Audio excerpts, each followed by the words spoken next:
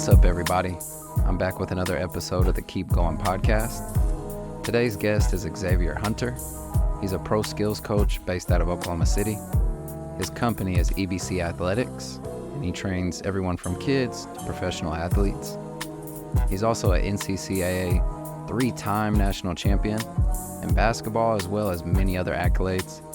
He's a college teammate of mine, a friend, and this episode was so amazing. We were able to discuss his story, the ups and downs, how he was able to pivot and jumpstart the business that is flourishing now. But I just can't thank him enough. We were able to talk history about basketball and also talk about mental health and how he had to bet on himself when he was on rock bottom and really create a dream for himself.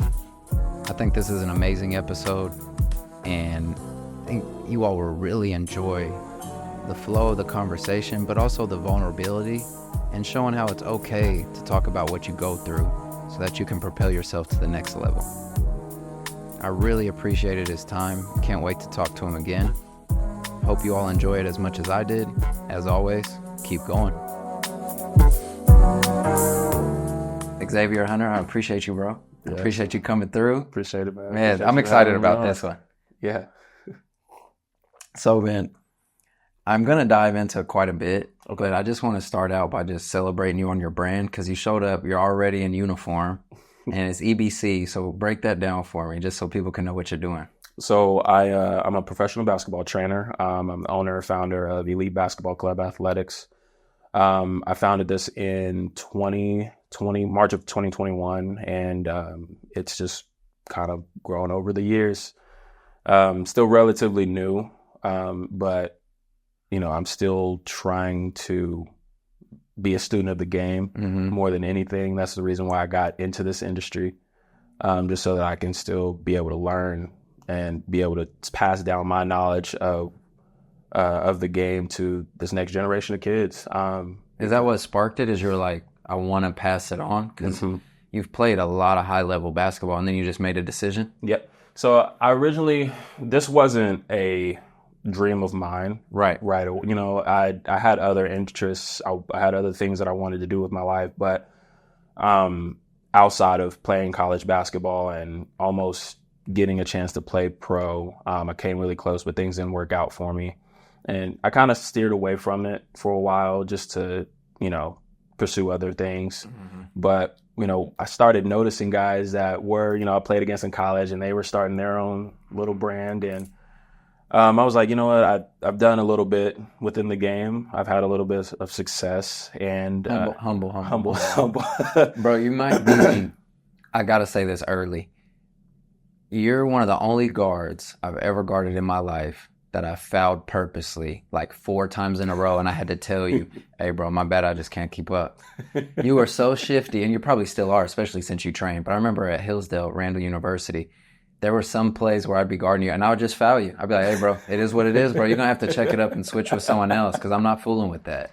So we got to give you your flowers there because the shiftiness is crazy. So to be able to be so skilled and then be able to turn that into teaching, man, like, that's such a blessing for those kids. Yeah, it's a lot of detail that goes into it. And there's a lot of, like I said, there's a lot of things that I didn't even know about just the small little micro things that play such a huge difference. You know, the footwork, you got to have good feet in order to really be shifty. You have to maintain really good balance, know how to shift your body weight from, you know, left to right. Yeah. You know, all of those things, man. And I didn't realize all of that within the training industry until after I got out of college. Yeah. And now it's like, you know what, I want to just keep learning and nose diving into it as much as possible so that I'm at my best for them, for these kids. What's your age group range, you think? So I typically start around 5 years old,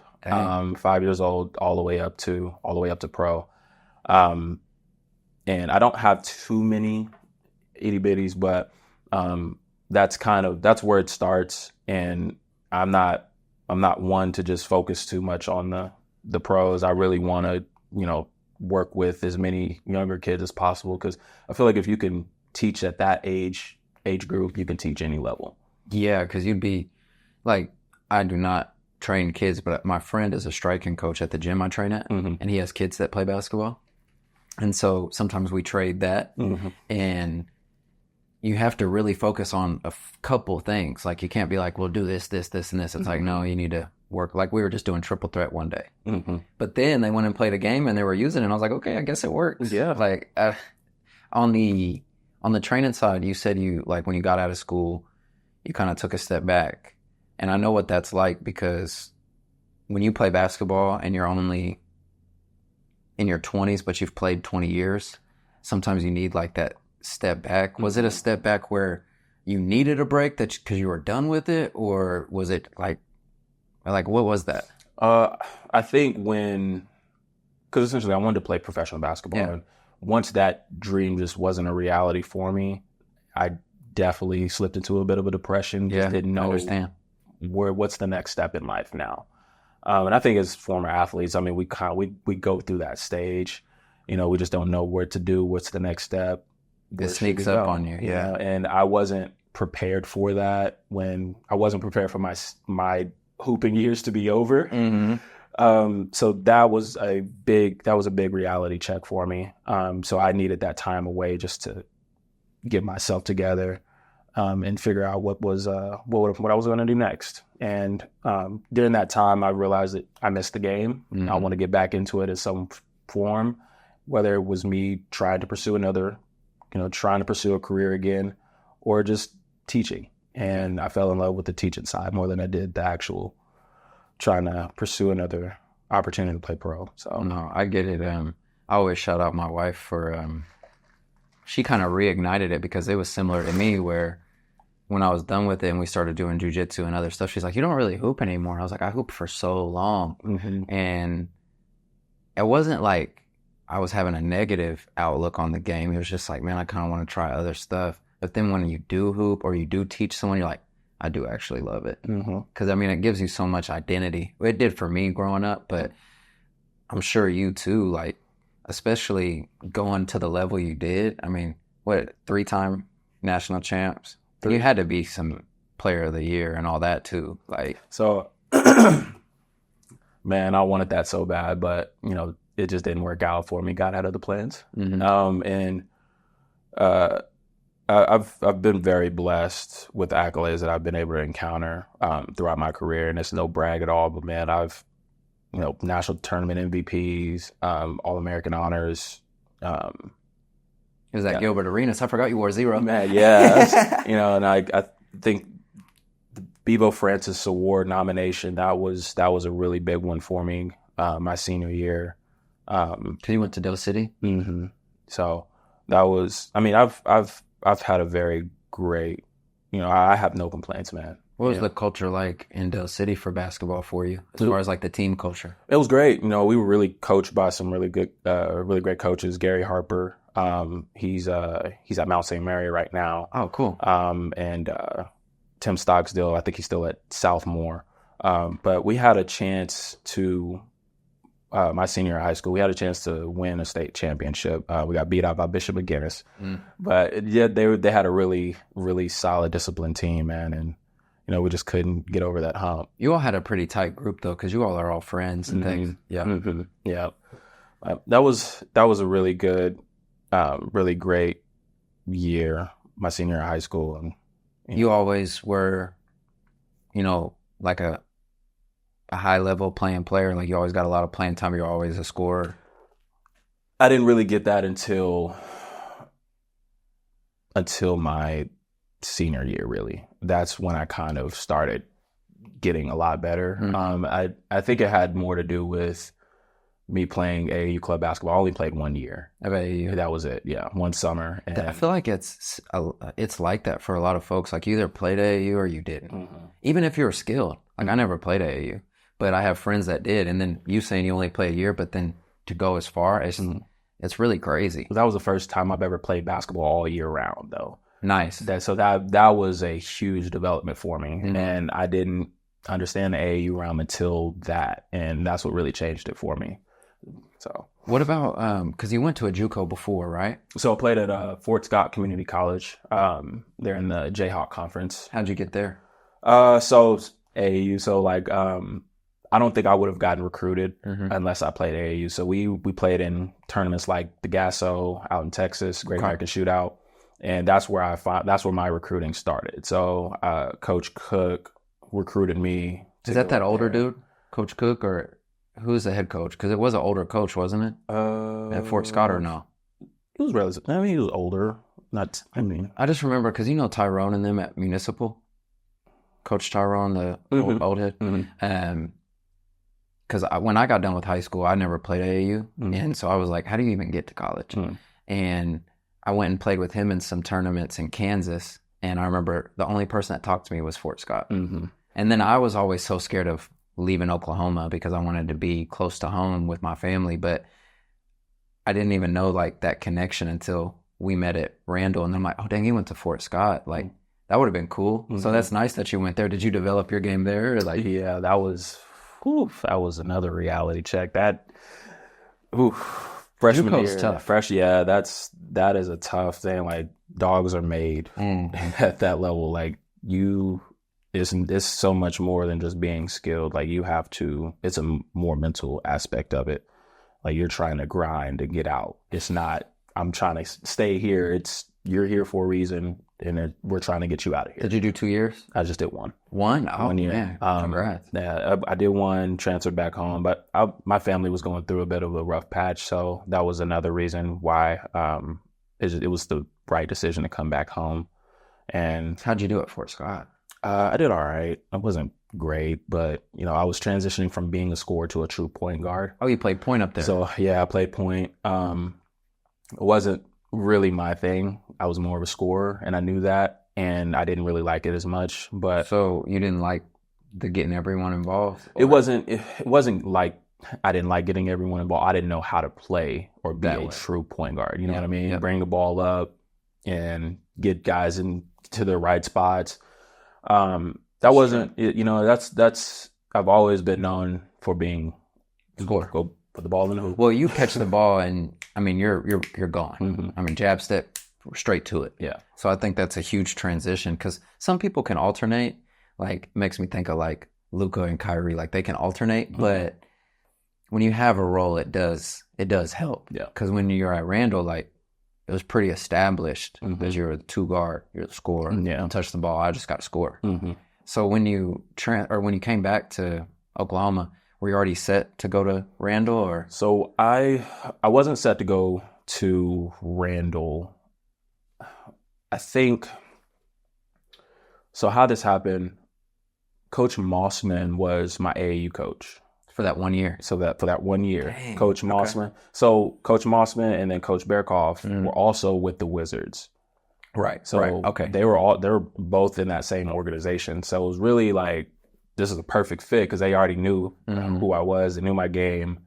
And then, we got guys like Antonio Wilson. He also played. I played with him and Caleb McCain. Yeah. That 1 year of AAU basketball. So it was like the chemistry was already there. Right, man. Like, man, one of the best point guards, man. Like, I'm talking about in a dog. A dog, bro. A dog. Man, we randomly text, and it's periodic. But, man, I love that man.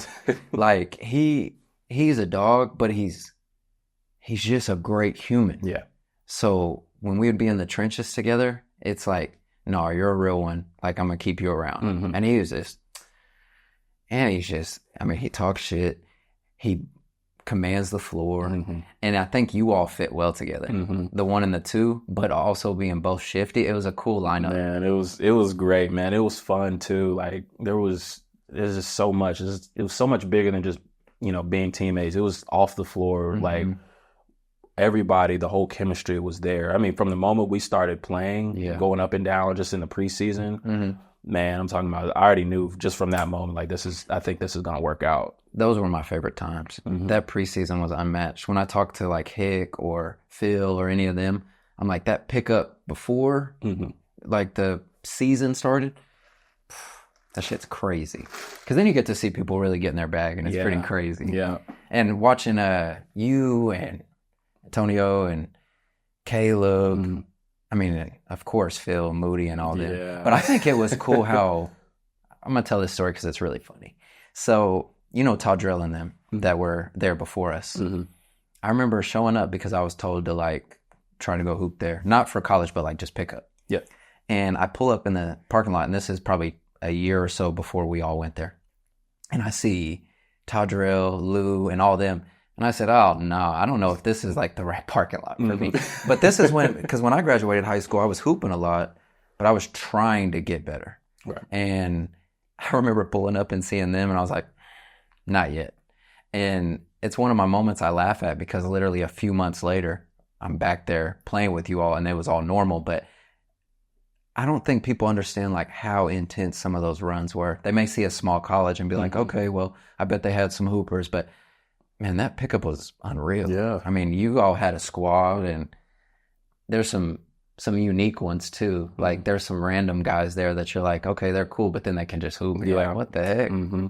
But when you started flowing, I mean, you all really did well. So what do you think was something that kept you locked in at Randall on the court? Because you developed, I feel like, fast. Like you were working out all the time. Your game was getting better. You were having big nights. You had composure. That was something that was big about you, is you didn't go up and down too much. Stay pretty even. Man, I don't know. I just think that we all knew our mission. We knew what we were there for. Mm-hmm. You know, we had a lot of inner city kids on that team, and we all were chasing the same thing. We all wanted to win. Yes, sir. And I think when you have guys like that come from, you know, inner city and, you know, all can relatively play really well. I mean, there wasn't any egos. Mm-hmm. You know, nobody cared who went off. It was, if somebody was hot, let them get hot. You know, we didn't care, though we wanted to win. Yeah. So we did whatever we had to do to make that happen. And I mean, it goes down to the coaching too. I mean, we had really good coaching all that entire time we were there. So I don't know, man. I got to give a lot of credit to the coaching staff, like Bearkoff, Mossman, Coach White, Garrett. He was, man, big country. Man, big country. Midi. You know, and I think Coach White is at OCU with Bearkoff too. Yeah. So I hope they're doing well there too. Mm-hmm. That's a really nice gym, by the way, too. Like anytime. So when I was with Tyrone, he would take us to these schools to like play and stuff, and we'd play there. And I was like, man, this is nice. Mm-hmm. But that's where I really learned how to play higher level basketball, is because you can't just hoop necessarily when you're playing with like high level guys. Yeah.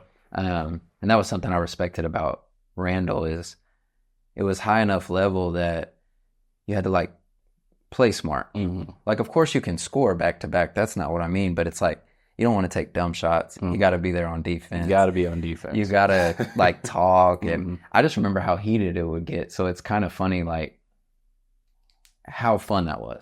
Like it was a special time. I'm not gonna lie to you, I miss it, man. Yeah. I miss it a lot. I think back on it all the time. Like, man, we really, those were the days. It flew by too, those 3 years. I mean, boom, that shit flew by. And I respect the relationships I got from there that stuck long term. Like I never would have thought I'd be that close to Phil and Moody, and Caleb's like a little brother to me in a good way. Like I really have a lot of love for him. And then we were around each other in high school days and not even really knowing each other, and then get to make a relationship in college. It's cool. And like Ante and all of them, I mean, dogs. And something that I think was cool is getting to, like I said earlier about your composure, that was something cool to watch, is because when you are the two guard, like that's your only role, and you were like feared out there on the I mean, whatever team you are, bro. Oh, I forgot. I don't know how I forgot. When you killed Baylor,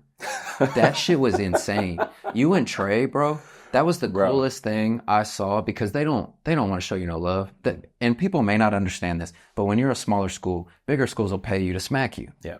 And they think like, no, we're going to pay y'all to come out here and you're going to get exposure, and we smack you by 30. Yeah. Y'all almost won. And you and Trey were eating. Killing, man. What was that like? Bro, the experience alone, just being there. I mean, you're talking about in front of thousands of people. I mean, a packed gym. I mean, I'm talking about the environment was crazy. So our adrenaline, were you nervous? Honestly, I wasn't. You're locked I in. was like, yeah, I was locked in that entire game. Like I was trying to prove a point. You can go to a small school and still be successful. It doesn't matter what school you go to. It's just, what do you do at that school? So we wanted to prove a point and send a message to everyone that, was watching, like, you can go kill anywhere if you just stay down and stay dedicated to your craft. Well, so take me through the game, though, because I forgot about that historic game. Like, when you start, like, did you score early? Like, did you get in a rhythm? What was it like? I think, man, we were just, honestly, we were coming off of a back-to-back, so legs tired, we were already fatigued. But I think it was, I don't know what it was, man, the energy. We were just like, you know what, we got to get over it. We're tired. We just drove through the night to get up here. In those little vans. So, man, honestly, I didn't really think too much of it. I just wanted to go hoop and just enjoy it and have fun. And once I kind of found a rhythm, I think, man, I made a crazy layup that got the crowd going. Yeah, your layup package is insane. Man, with the up and under. Yeah, man. When I hit that was like, all right, we can play with these guys. So the one I remember is the snatch back at the top of the key, and I think you hit a midi. And I was like, oh, man, he's going crazy. What's it like? Because you're taller, but you're shorter too. Are you 5'11", 6 foot? 5. Man, I'm not even that. 5'10", about 5'9". Well, then I'm shorter than I think. We're gonna say you're 5'11", so I feel taller. But I play like I'm 6 foot. Yeah, that's a small two. So what do you think helped you kind of solidify yourself as a scorer?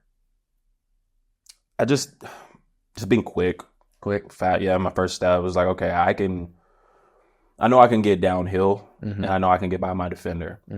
So if I can get by my defender and get past the secondary, everything else is take care of itself. And then at that point, if I need to kick it out, I got shooters all around me. So it just makes life easy. As we grew, like, the shooting was crazy. Yeah, I would see like Cash. He would go off quietly. Quiet. No emotion. Quiet, no emotion. But hit 10 threes. You're like, okay. No big deal. It was really crazy when Trey would start hitting threes. That's when I knew, like, it was getting spooky. Because if he's just hitting step backs, I'm like, okay, Trey, relax. Like, Trey's somebody, and hopefully I can get him on here one day. Bro, he's one of those people that, like, cracks you up because he would just hit his free throws after practice and then go home. But then he'd hoop and he'd have a triple-double. Like, what is this? Easy triple-double. Easy, man. So after Baylor, I mean, of course you had success, but when you had to take that step back and you got into training, I know you said you interned a little bit in Kansas and got some mentorship there. But once you got started, did you start EBC right after that and you start picking up clients, or what was it like? I was actually developing this brand in Kansas. Okay. So as I was interning, shout out to Adrian Maloney up there. As I was training under him, I was trying to figure out, okay, how can I create this brand and make it make sense and then come back home and just hit the ground running. Okay. So you were staying up there. I was staying up there. I stayed up there for 3 months. Okay. So had a lot of time to really develop, learn, understand how to figure out what market do I really want to hit when I go back home? What demographic do I want to try to reach out to? And, once I started out, it was slow. Picked up my first client, I think maybe within like the first few weeks as I got back, and then started marketing it. It was really hard, man. I'll be honest. It was very hard. What are some of the struggles you think? For me, especially, I'm an introvert. I'll be honest with you. Right. Getting out of my comfort zone was the hardest thing, and asking for the business, and providing a service that people want to come back to, and I struggled. I failed. I lost clients, lost a lot of clients because, for one, I couldn't be consistent, trying to figure out, okay, how am I going to be able to generate enough clientele to where I can really do this full-fledged, you know what I mean? So I was a lot harder than I thought it was going to be. Yeah. Because when you go up to Kansas, that's a basketball state. So coming back home here, it's football, Oklahoma's not a basketball state. Okay. And that's one of the things that I had to really think about. It's like, okay, how am I going to be able to make this work because of that? So, but like I said, getting out of my comfort zone was the hardest thing. Once I finally did that and I was able to start seeing results from that, I think it started getting a lot easier. You think it's like, for me, because I'm thinking just business in general. It's like, it takes some time to get your confidence, but also to like believe that you're providing true value. Yes. And then you have to stick to your guns on your worth. So you're finding like a balance of all the three. And I think when you're a good person like yourself, it sometimes, like you said, you're like, is this worth it to them? Like, am I providing enough? I bet that's a struggle. I think about that all the time. And I want to make sure that I'm doing the best that I can to make sure I'm providing the best service possible for you and make sure you're seeing real results and not just this be some transactional relationship. Like, I want it to be so much bigger than basketball. I'm supposed to be going to one of my clients' flag football game on Friday. It's like being in the community and making sure that I'm showing my face and showing you that I genuinely care about your kids. And this isn't just about basketball training. It's so much bigger than that because these kids need it. They need the mentorship. They need people that really, truly want to support them. Yeah. Because, I mean, I grew up, I had guys that were there for me like that, and it made the biggest difference in my life. So I want to make sure that I'm doing that and giving them everything that they want, and then some, really. Yeah, well, that true care is so important because you don't know, you're gonna give all this game, whether it's basketball, life, or whatever it is, and you don't know what's gonna stick. But some of these kids, they're gonna come back to you at 20, 30 years old, and they're gonna say, "Hey, when you said this, like it really stuck with me." Like that stuff means a lot. Like, coaches can be positive or negative. So there's some you think of and you're like, man, like that negativity he gave me stuck with me for a long time. But then that positivity, or when someone believes in you or just gives you real life game, it sticks with you for the long haul, and you don't realize how you're impacting. Because someone will come to you and tell you something, you're like, damn, like I said that one time, I didn't know that meant that much. And I bet from the kid perspective, it gives you a lot of fulfillment there, because they're boys, girls, whatever, they're learning to become adults. Exactly. And there's no training for that. No. Like, I thought when I was growing up, I thought adults were adults. I didn't know they were just kids that get older. Like, I know that seems simple, but it just sneaks up on you. Like, we're getting older. I'm 32 this year. You know what I'm saying? Like we're getting older. Yeah. And you don't realize that it just kind of sneaks up. And I think character, as long as your character and your morals and your actions stay in line, you become a better person, but also you can give back. Exactly. Now, I know you said you deal with some pros as well, but from kids to pros, I'm sure you focus a lot on like specifics that they may not get somewhere else. So like game speed and things like that, because you were big on that when you were working out. Yeah. What are some things you think that make you unique as a trainer for those kids compared to just cone drills? I think just, like I said, it's so much bigger than basketball, man. And I could go all day talking about that, but like, well, what's something that impacts it for you that's other than basketball from the training? Just, and you kind of touch base on it, making sure that they pick up really good habits as far as like, going game speed and understanding the concept of working hard, not taking reps off. And, because like when you think about it from a life perspective, it can be translated over into that too. So I want to make sure that everything that we're talking about can also be translated over into life. So going hard, you gotta work hard in order to see the results in whatever it is you do. So I want to make sure that everything that's taught isn't just from a perspective of basketball. Yeah. And that's kind of been my philosophy in this whole thing. Like, we can work on cone drills and do all of this all day long, but what's your work ethic like? And are you providing that consistently? So that's... And I bet they can look at it, and I'm speaking more to the younger side, I bet it becomes somewhat of a profession for them at a young age when they're saying, no, I got to go train with Coach X and I've got to get my work in for an hour or 2 hours. So they're probably going to sleep well. They're going to try and not eat as much junk food. They're going to come in ready to work. They're going to come in ready to listen. Yep. Something I noticed when I started getting into jiu-jitsu and kickboxing and stuff is I missed that structure. And I didn't know I liked it that much. Because the routine. I kind of had an attitude sometimes. And outside perspectives help with that. My wife, I'll tell her about my basketball stories, and she's like, man, I wonder if you're just like, here you could have done this. And then you look back and you're like, okay, yeah, that was important.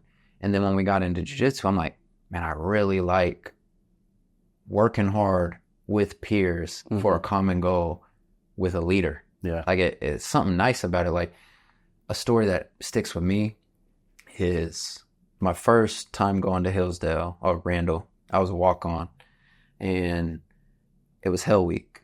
So the 5 a.m., which I'm not a morning person in general, but that shit's rough. Like that shit's rough. And my first day was flipping tires in that field. Yep. And they used to do 3 to a tire, but it was just me and Phil. My first day ever was just me and Phil. And that's what taught me a lot moving forward, is he was the best there at the time. And he was the man. Like, no, I wear shorts. I know they say don't wear shorts. I wear shorts. Like, I know that's goofy, but he was his own person.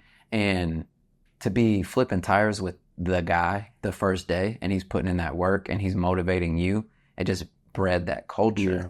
And that was something about the squads that brotherhood was kind of unmatched. Yeah. And I didn't know how important that is. Because when I look back, like randomly on my Facebook, that picture will pop up, and I think it was everyone's second year because Phil and them were gone.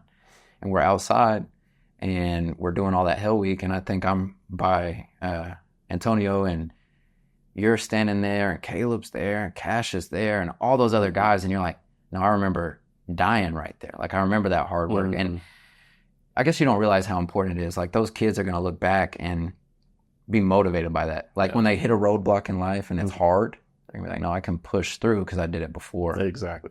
I'm curious, though, on the pros. What's that like, coaching men? Man, that it's definitely an experience. It's something I'm learning, for sure. Especially, like, I didn't get a chance to play pro, so I don't know what that's like. But I know what it means to work hard and do the things you're supposed to do, take care of your body, all of that stuff. But as far as like I said, I've only been doing this for 4 years. I'm learning as I go, and trying to pick up as much game as I possibly can from guys who are doing this at a higher level than me. So I watch a lot of videos, I try to study different terminologies that, other trainers use, and make sure it makes sense and can be applied to the game. So you're not only coaching them, but you're coaching yourself, having to get exactly, whether it's a workout or just studying film. Yeah. Seeing how certain people get to spots. And that's so important, and I'm trying to get to another phase in my program. So film study is something that's going to be coming soon. With your clients? With my clients, that will be coming soon. That's good. But baby steps. I'll get there. Did you watch a lot of film in your career? On my own, not as much as I should have. Right. Not as much as I should have. And that's something that, man, I wish I did. Yeah. Outside of this success, there's a lot of things I should have done differently when I was in plan. And immature, still growing up, still trying to figure things out. I think our era was similar to like that Jamal Crawford style, where it was like, let's just hoop. Yeah. Over and over and over and over and over. And like, I didn't watch a lot of film. I did at times, but it was almost, even though it's not that long ago, like that was still blurry film.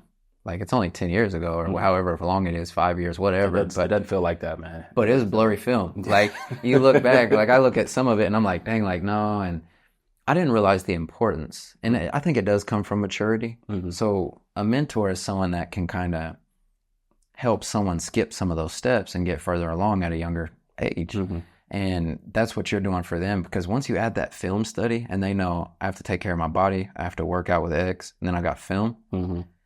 If that's what they're going for, as far as they want to play basketball at a higher level, it's going to instill those habits to when they do get to college. It's not, hey, you need to watch film. It's like, I watch film by myself or with my trainer. Yeah, it's a routine. And that's how I have it set up. It was like, when you come in here, it's structured, stretch. We'll go ball handling or whatever it is, agility work. There's a structure to this that will hit. We only have a certain amount of time. You like to write it out? No, I don't write it out. I have it all in a curriculum. Oh, dang. So you built a curriculum. I built a curriculum, and it took me 6 months straight to build it out. So I didn't do any training in those 6 months. I had to figure something out. How can I get ahead and not have to worry so much about what drills are we going to work on? I already have the whole book. It's a 64-page book. And that's awesome because you can be like, step one is this. And then that automation is, I mean, your business mindset, man, I don't know if anyone's giving you your flowers on this, but the way you're analyzing your business is high level. I appreciate it. And of course, and I'm not that much older than you or anything like that, but looking at it and hearing that, bro, whether it's real estate, whether it's any other type of business, what you're doing, whatever it is, the way you're looking at it is how people scale. Like, and you putting people in place, like, bro, that entrepreneur mindset, like, wait till you come back and holler at me in a couple years and you're like, no, I got 18 trainers under me. They're full time. And I stop in and say, what's up? And I'm there for the culture more than the day to day. Exactly. And that's a positive thing because you can impact more lives. And that's, like, the one-on-one is cool, but what if you get 500 clients, 1,000 clients, and then you got different states? Well, then, bro, that is impressive. That's I've got to tell you that's cool. I appreciate that. Yes, sir. That really does mean a lot. That's the goal, man. Think of that when you're going through a struggle, because the way you're talking about your business is the way I've talked to people that make millions of dollars look at their business. That's dope. Yeah, that really is. One day, man. One day. We're going to keep pushing, though. keep pushing. Going. Keep going. There you go. Man, I know we could rap about basketball all day, but I kind of want to, you said you were going through a tough time at certain points in your life. Like, you went through a little depression after college. Like, what do those moments feel like to you? Like, how did you get yourself out of those funks? For someone that may be going through it, or another man that's just keeping it quiet and not talking about it. Man, honestly, like, and this was a very hard time for me. So as I was going through that depression, I just got out of a relationship. So I'm still building this thing out, this program. Got out of a relationship. So I'm long term. We were together for about a year or so. But time doesn't always mean, it just means the connection too. But this was somebody I thought that I was gonna lock in with, but things didn't work out. And eventually I ended up being homeless, didn't really have anywhere. After college. So I was banking, I had a banking job, and I was kind of trying to move up in the ranks of that. Found out that wasn't really my true passion. Didn't want to really do that long term. Yeah. Decided, you know what, I'm gonna go ahead and try to start this entrepreneur gig, try to see if I can make something happen with it.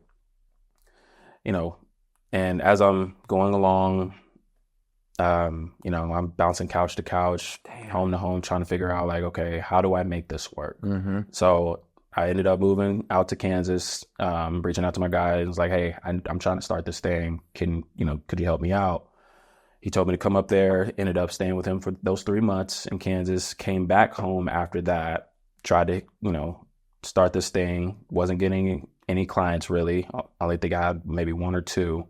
Then I ended up moving out to Texas. I moved out to Dallas to learn from another entrepreneur, the more business side of it. Stayed out there for another 3 months. So that's 6 months, pretty much straight, just me being gone. And I did that. I took that risk because I really, really wanted to learn. Yes. Once I got home that last time from being in Dallas, that's when all hell pretty much broke loose. I was homeless, depressed. I had my car, but, I ended up staying with my grandparents for a little while. They ended up kicking me out because I tried to like I said, I'm still trying to figure out how to make this thing work. I'm staying up till 3:00 in the morning on most nights and trying to reach out to people, see if I can work with them. Like I said, things just weren't working out. Grandparents getting fed up. There's no money coming in. Damn. And that's a hard dynamic from the family, because it's just going to hurt worse. Yeah. And dealt with that. They ended up kicking me out. I'm living out of my car now. So this was only 5 years ago. This was 5, 6, about 5 years ago. That's crazy. So that happened. And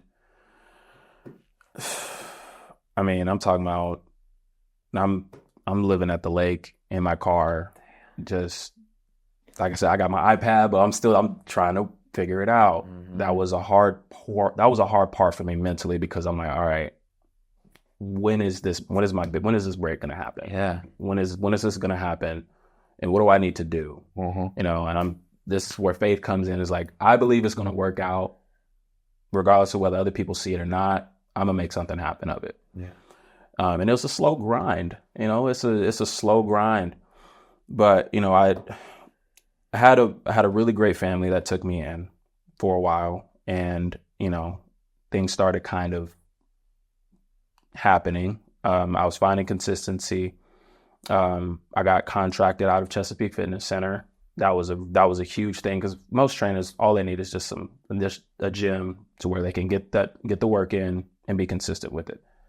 Once I got that contract signed with them. And what is that with the Chesapeake? So you're training people there, or they just have you working with people that are enrolled there? How does that work? I'm an authorized trainer there. So I get to ring any client that is mine. I don't technically work for them, so I don't get paid through Chesapeake, but every client that comes in there is 100% profit on me. Nice. So I take care of their guest fee and things like that, but that's a business expense. That's not, you know, I can handle that, and it's not expensive. Mm-hmm. So,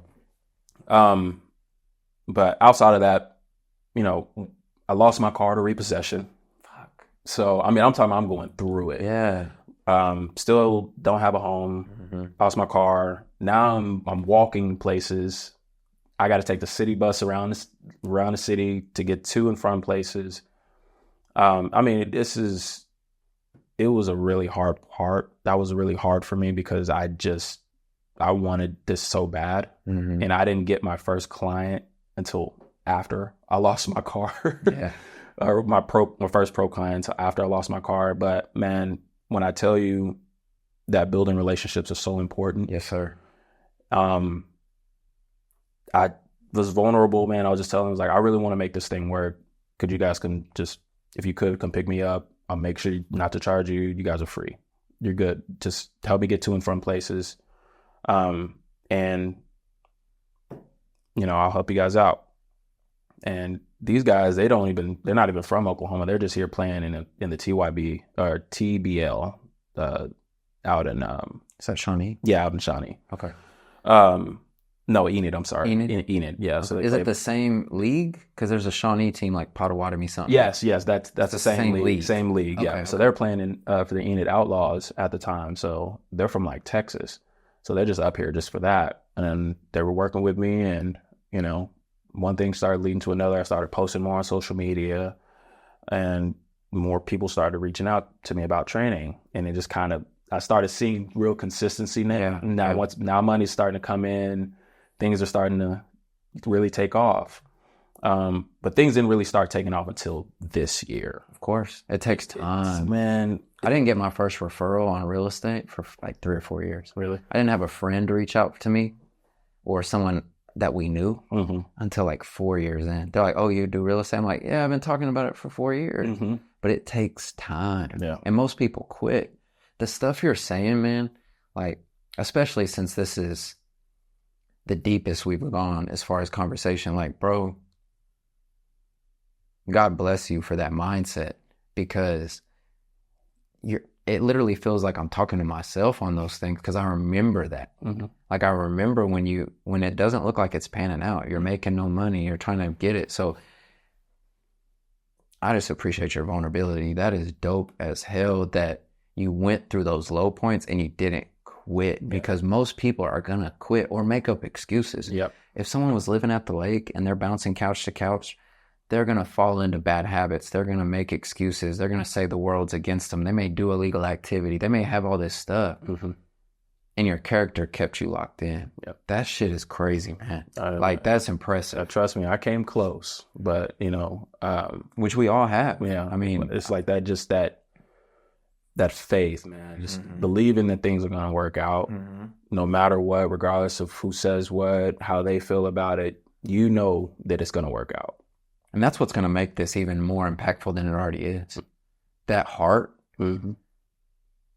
that shit's making me addicted to it right now. Like, I'm trying not to tear up myself. That shit is crazy, man. Like, to know that you can be at those highs and then graduate and go through depression, but not only depression, you had to go through stuff that would make other people just fall apart. Yeah. So when you start, so those guys help you out. And then after that, you start picking up clients, money starts rolling in. What happens after that? Like, what starts clicking better?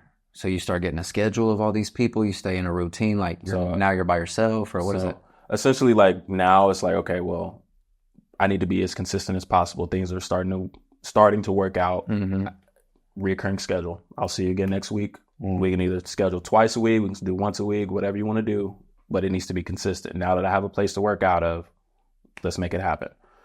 So that's essentially kind of how I have it set up with everyone that I work out with now. Is this is the time that we go.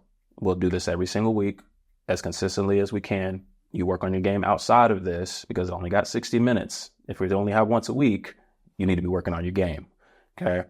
And it's kind of how I have my entire program set. Is like, there's a structure for it from when we start to all the way when we finish. You can do the same thing every single day.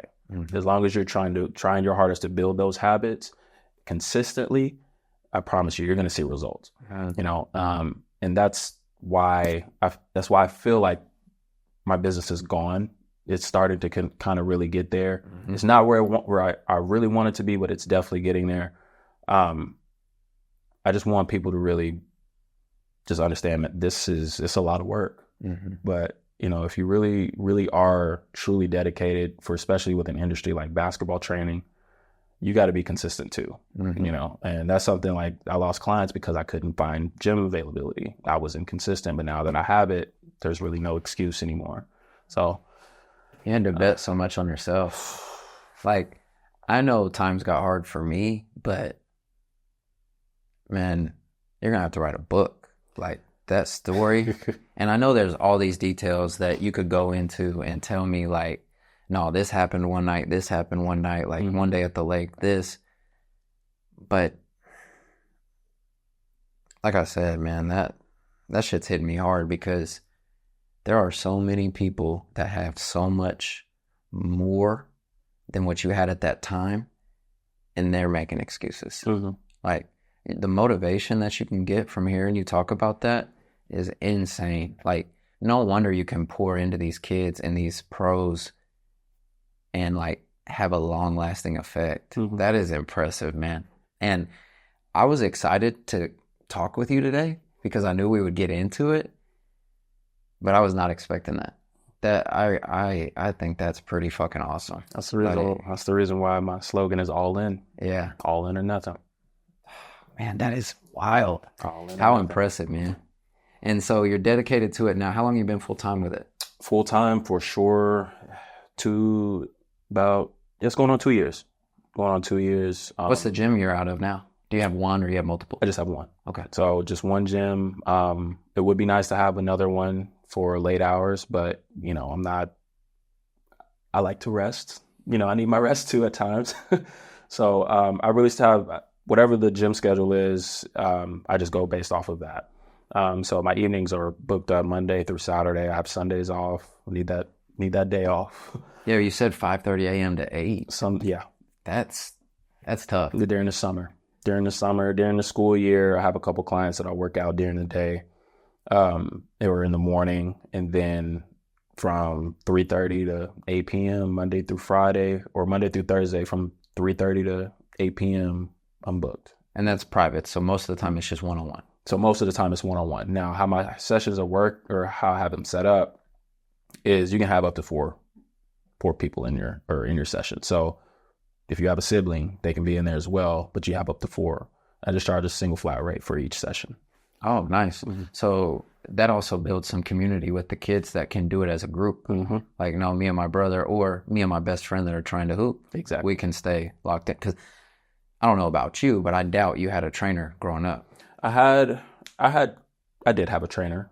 Full time? Not full time. Yeah. And he doesn't even live here anymore. He's out in Florida. But I did have one. It wasn't as consistent as I would, not as I would like. I just wasn't consistent with it. I could have reached out to him and trained with him however much I wanted to. But I didn't really understand that side of the game. I wasn't, I don't come from a family of basketball players. So Really? yeah. So I'm the only one in my family that plays basketball. That's crazy. So that I don't even know where It came from. I have no You idea. didn't play any other sports? It was all basketball? I tried playing football, man, but That shit wasn't for me. was not for me. The moment somebody picked me up, threw me to the ground, it's like, yeah, man, I'm gonna just stick to an indoor sport.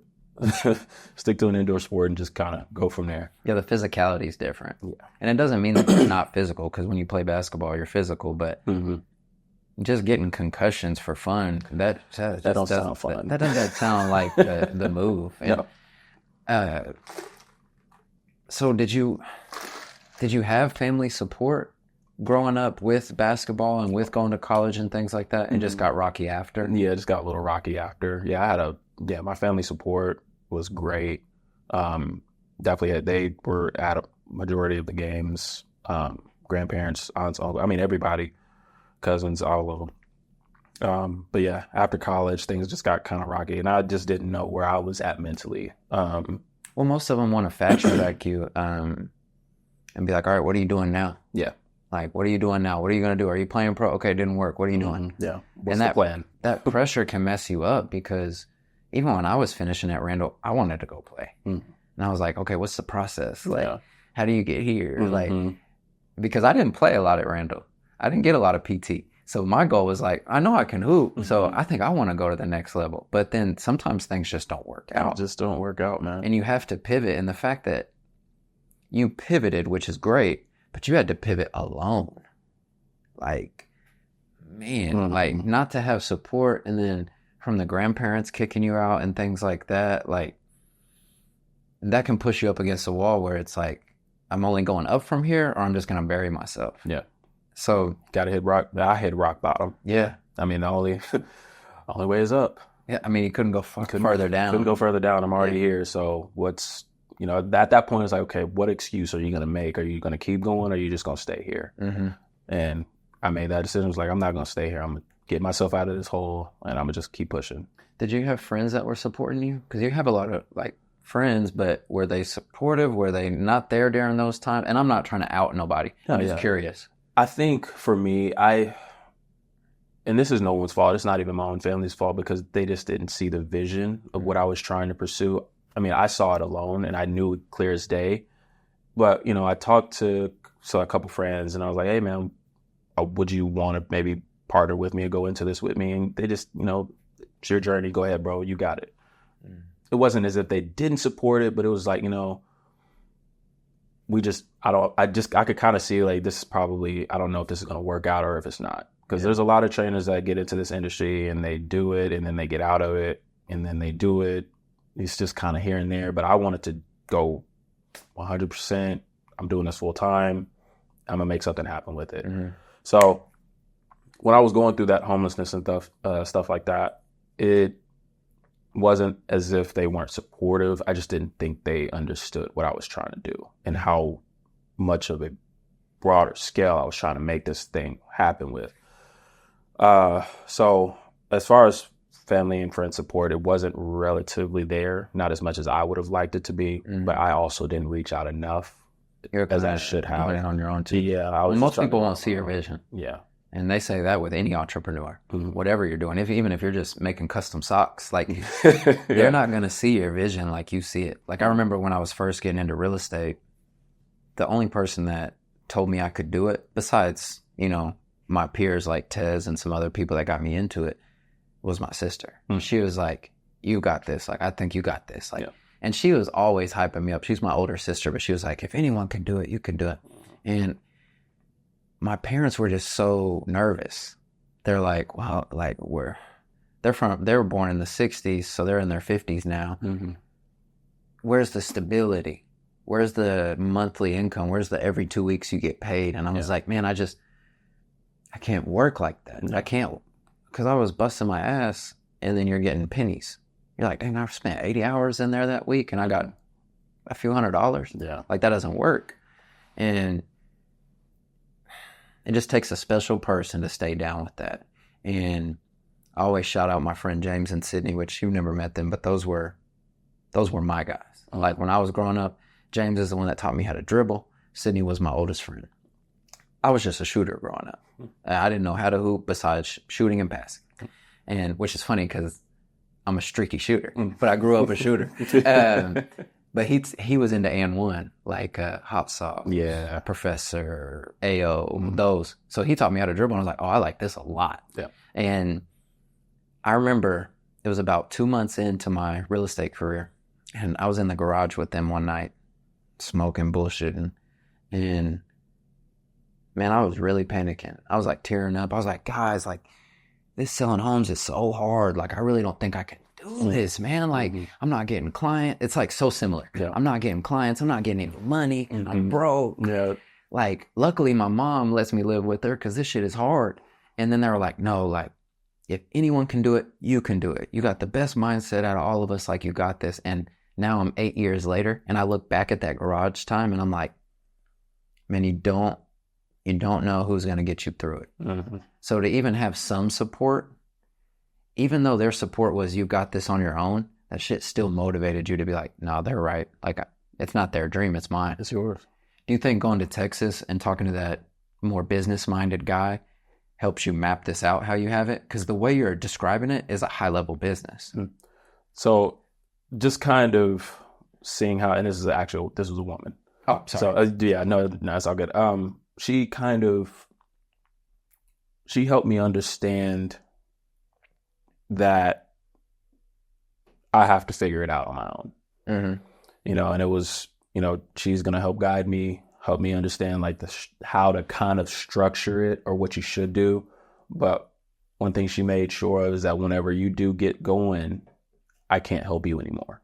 And that was probably the realest thing I needed to hear, because nobody else can help you with this besides you. No, now I'm not saying that you can't help people that can give you advice and things like that, but you gotta make the decision to do it or not. So it was scary, and it took a lot of time. It took a lot of time for me to really build a lot of confidence in myself. But I think going down there and taking that risk and then just being around that environment, that gave me a lot of confidence. How'd you come across her? Friend, she'd lived down here, moved down there. Her business started taking off, so she moved down there, started getting clientele and stuff like that. Is she trained? No, beauty industry. Beauty industry. Crazy enough, I know. But I'm talking real estate, and it's similar to what you're saying. So it's just business. It's just business, and she really broke things down for me in little details, and it made a lot of sense. But her business took off. She was guiding me as I was trying to figure this thing out of how to be an entrepreneur, because I thought I had an idea, but everything that I was doing was not the right thing. Didn't have my LLC when I went down there. As soon as I got back, got it. But, and regardless of whether you've got a business or not, my business wasn't official until I got back. I had clients, a couple, but I reached out to them when I was down there, tried to build my clientele down there too. That way I'm, all right, I got clients here in Texas, and when I come back home, I got clients when I'm here. So I was trying to do that, realized that's just not possible. I just can't do it. I wasn't there yet. And I had to take a huge step back from all of it and really locked in on how can I just grow this back home, start there, and then expand it out. Yeah. Sometimes you get caught in trying to just get a piece of business everywhere. Yeah. It's like, no. Build your core. Yeah. So that's definitely important for any business. Yeah, that's pretty much how that happened. Where are you at now mentally since you've worked through all that? Do you have like a new outlook on life where anything is possible? Do you still struggle with depression? Like, where are you at now? I definitely still struggle with it. And when it comes to healing, I'm still healing from it. I'm still constantly healing. Now that, this is kind of my downtime, therapy is definitely something I'm about to get into. How'd you learn about healing? Because we don't come from a background where people tell you to talk about your problems. Me personally. My mom, she's definitely the one that kind of suggested that I need to go. Because there's some things that from my childhood I experienced that I have not healed from. They'll stick with you forever. And I need to work on it, or not work on it, work through it.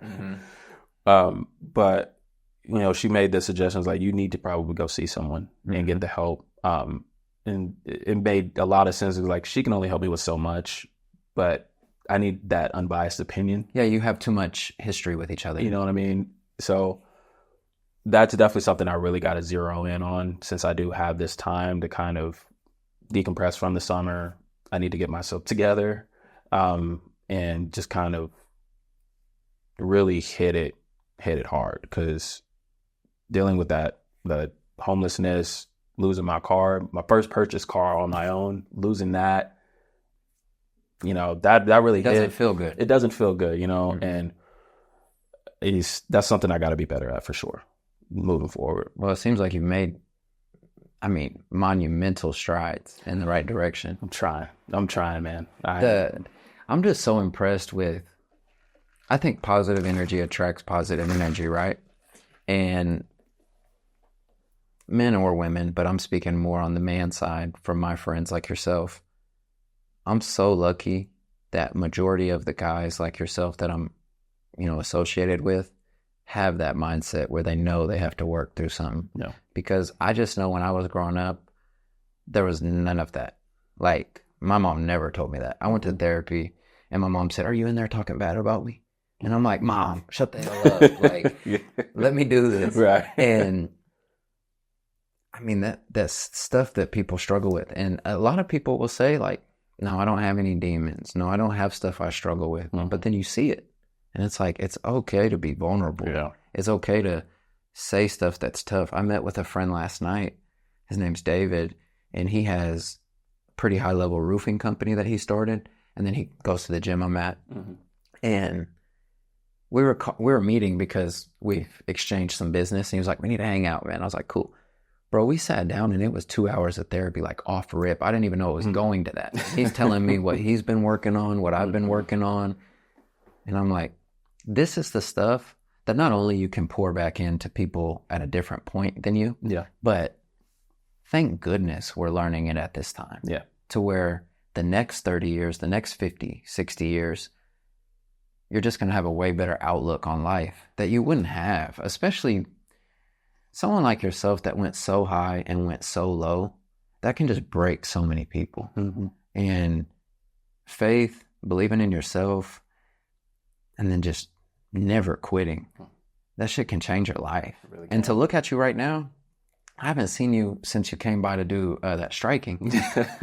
but to know you were struggling then, and you didn't tell me, and it's not my business. Like, you don't have to tell me all your business. No, it's okay. Like, we have a relationship, but sometimes it only goes so deep.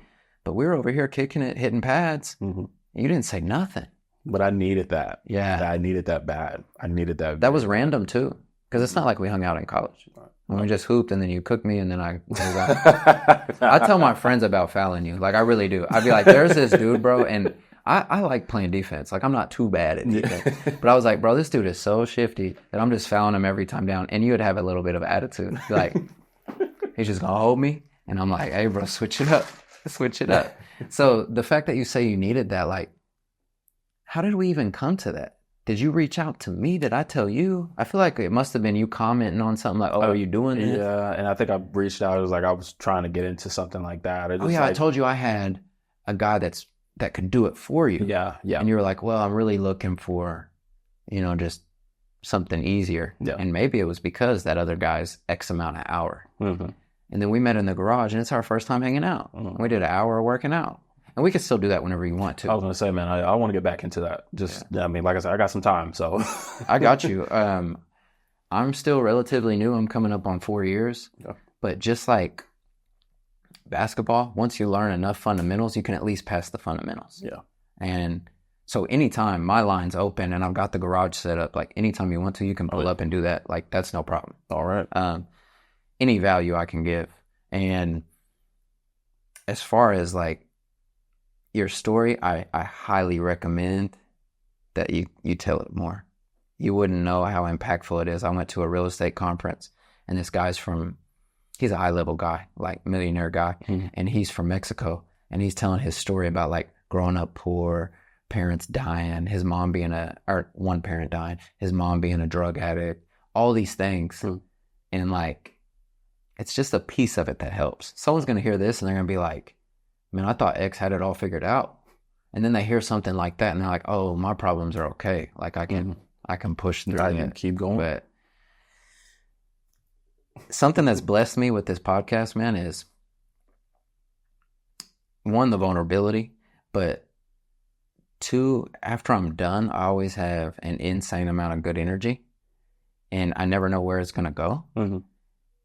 And this was like a very pleasant surprise. I appreciate you being open. I appreciate it, man. Just allowing me to be on here and just share it, man. You know, me being vulnerable enough to share it for sure. That takes a lot of confidence because most people just hide that. And I'd like to have you on here again whenever you want to talk more. But you should definitely let me know when you want to get that in. I'm busy too, but I enjoy it, so I wouldn't mind getting some work in on that. And honestly, so we can do it anytime, really. Well, I got your number now. You text me and say when, and you can do it. You can get that sweat. Hey, but I always like to end with just asking if there's any questions you have for me or anything, stories that I missed or anything I missed, because I'm always the one asking. But maybe there's something you remember about me from back then or something you want to ask now. I just like to open up the floor. Yeah. Do you remember where we first ran into each other at? I feel like it had to be Randall. Was it Randall? But I thought we met before that. I saw you at OU one time at a function, for the step stuff. Oh yeah. That's when I dapped you up. Okay. When I remember, because we've seen each other because basketball. Yeah. But when I remember seeing you out in the world, I remember I walked in and I saw you and I was like, hey, I know this guy. And I just remember dapping you up, and then we ended up catching up at Randall. But I don't think we had much of a relationship in high school. I'm a few years older than you. Okay. So when'd you graduate? 14. So I graduated in 2011. Okay. And we wouldn't have played each other in high school. I didn't get PT at any level. I'm a street baller. When I look back, I do think it's attitude that I maybe just, and liability. You know, there's people taller or play better defense, but when I look back, I think it may have been attitude. I remember one time, and this story may make you laugh, bro. And no disrespect to any of your homeboys that listen to it because they're kind of involved. We were at Hillsdale. Randall, I forget because I'm from the OG, I guess. But I remember me and Bearcoff didn't have the best relationship. And I just thought it was because, and just being open, I thought it was because he didn't really stick to his word when he talked to me. He said, you know, if you lift hard and then you're shooting air balls and pick up when we're just starting, that means you're working hard, like all this. That's when I was doing push-ups with 2 plates. Like that's when I was really on it. I was like, no, he wants you to put in that work. And then, but it didn't translate. So I remember one time we were playing pickup, and I really shouldn't be this way, but I remember scoring on people that were getting scholarships. And I was like, you pay for these? Coach, you pay for these? Like, I was like, look at that, you pay for these. And I just, when I look back, I'm not embarrassed because you got to own up. But when I look back, I'm like, no grown man probably wants a 21-year-old to tell him how to run his job. You know? But I think back on that. But our relationship was never super close besides respect. Yeah. We didn't hang out much. But you're always cool, quiet, similar to me. I don't talk a lot either. And you were cold. So it was all right. I mean, it goes a long way when you can hoop. I mean, it was all right. No, I think gas me up, man. I can gas you up, but we can pull up the shit too. And I really don't gas on the hoop, and I try to be pretty real. Yeah. And when I look back at those, like, I'll tell you, I bust Caleb's ass. You can call him. If you want to call him, we can do that. It's all right. That I don't mind, but Caleb's cold. I just like to talk shit because he's like my little bro. But basketball-wise, you were eccentric. You had game. But learning more about your story and it resonating with me, but also noticing that all those things I thought of you back in the day, of you having good character, was like even more than I thought. So I just appreciate you, bro. Appreciate you, man. I appreciate it. We'll hop out of here, man. But I really appreciate you, man. Yeah. No, that was good, bro. I appreciate just, like I said, allowing me to be here, man. It's I just feel like this is what I needed it for sure, just to be able to kind of let that out too. People tell me it's therapy. I had Ryan Broyles on the other day. Mm-hmm. You know who that is from? He played at OU. He's like the highest receiving yards there. Yep. But he's really active in real estate. Mm. He came over here and did one. We've only hung out one time. We had coffee one time 4 years ago. Oh, man. But he came over here and he was like, man, I feel like I just had therapy. This was needed. Thank you, bro. And he left. And then I had a guy the other day talking about a trip he did. He did a bike packing trip through Colorado. It was like a little over 100 miles in so many days. He texted me the next day and was like, man, I didn't know how much I needed that. And God has a way of speaking through you. And there was a few times that people were saying, you should start something, because this is not my forte. I mean, if you think back to college, I wasn't talking to none of y'all besides dapping you up, respect, hoop, move on. And I was a little older, so I had to go work. I had to go do other stuff. Yeah. This has been really good for me too. It's helped me in my day-to-day life. It's helped me get a lot out that I need to talk about. And it's only the beginning, so it really excites me. I'm only a couple months in, but I don't want to quit it. Yeah. So, man, I can't wait to see, man. I know you're going to have all types of stuff in here soon, cameras and all that, man. It's going to blow up. We can get to the cameras. And, you know, it's something that could happen now. But something I told myself is dedicate yourself for the long haul. Yeah. And once you get a year in or however long in, then upgrade to whatever cameras you want. But for now, I want authentic conversation. Absolutely. And this style has made people comfortable. Yeah. So. Well, man, I enjoy it. Is there anything else you got, or are we good? I think we're good, brother. Thank you, bro. No, Thank you, bro. Absolutely. We out.